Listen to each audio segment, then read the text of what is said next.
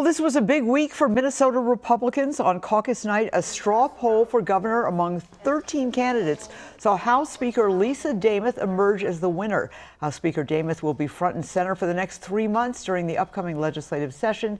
That means she will also be front and center as Operation Metro Surge and the backlash that has resulted will continue.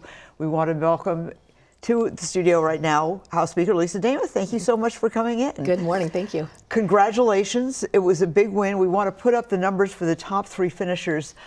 It was a decisive win that you took home.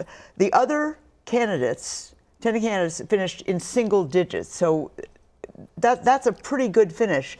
Do you think you can sustain it? I mean, so it's probably going to go to a primary. Well, Esme, great question, and my intent is to sustain that lead that I've gotten. I was really grateful for those that took place and the vote that took place at the precinct caucuses. I have committed to both seek and abide by the endorsement. I am hoping that we can just narrow that field, send our endorsed candidate ready to defeat whatever Democrat ends up on the ballot in November. All right, well, let's talk about that because it's almost certainly going to be, or likely to be, Senator Amy Klobuchar. Our friends at KSTP did a poll recently that showed all of the candidates actually losing to Klobuchar, including yourself, by about 15 points. And there was also 17% undecided on that poll. But it was interesting to watch that Senator Klobuchar polled under 50%.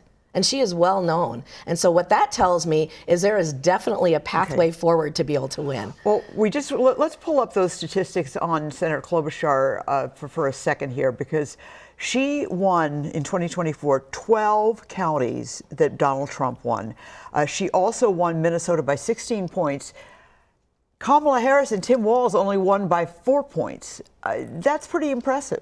Well, I'm really looking at just defeating, again, whether it's Senator Klobuchar or whoever. I didn't think that Governor Walz would be on the November ballot, and that proved true. So whoever that is, I think what people need to recognize is that Senator Klobuchar would be another third term of Tim Walz, meaning that she has supported everything that he has done, including not standing out and really trying to come against the fraud. And when you talk about her in her position as U.S. Senator, some of that fraud is federal dollars. Right. And so she didn't protect our dollars then. This would be another Tim Walz third term. Well, the larger chunk of it is federal dollars given to the state of Minnesota. But do you think really people are going to hold Senator Klobuchar accountable for when she's been working in her federal position for this state? You know, I really do, because Senator Klobuchar has also been right lockstep with former President Biden in opening our borders, and we are seeing the results that have come forward on that. So again, Democrat policies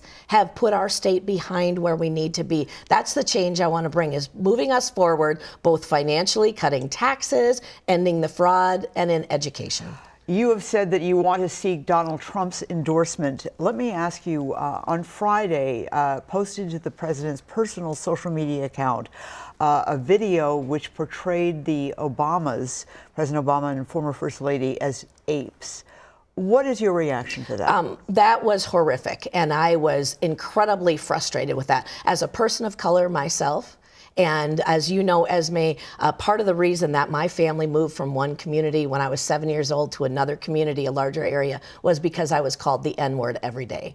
So that posting of something like that was unacceptable.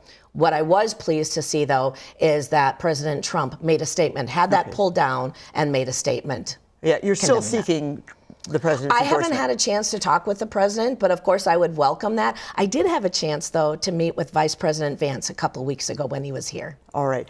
Let me ask you about Operation Metro Surge, because certainly this is the president's plan, and a lot has resulted from it. 2 people are dead. Thousands of people have protested.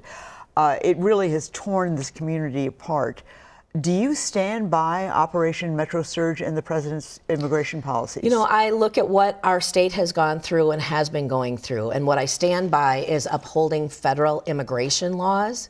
I am pleased to see that Tom Holman is now in the state. You see that there's more cooperation between our county officials and our mayors, and probably Governor Walz too, where there's a pulling back of some of the federal law enforcement officers in coordination of releasing some of those criminals that are being held in our prisons. And so I think that's an important thing to look at, that we can de-escalate and still get the work done.